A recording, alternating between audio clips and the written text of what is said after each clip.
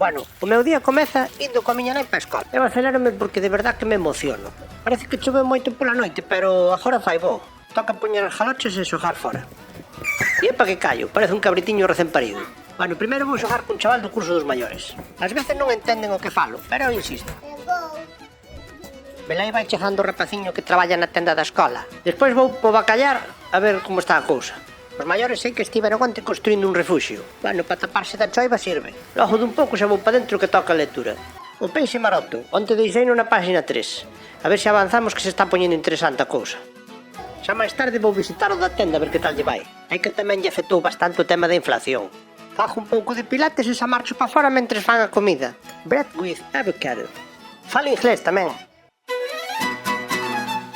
E coa mesma xa imos po campeiro, de paparota.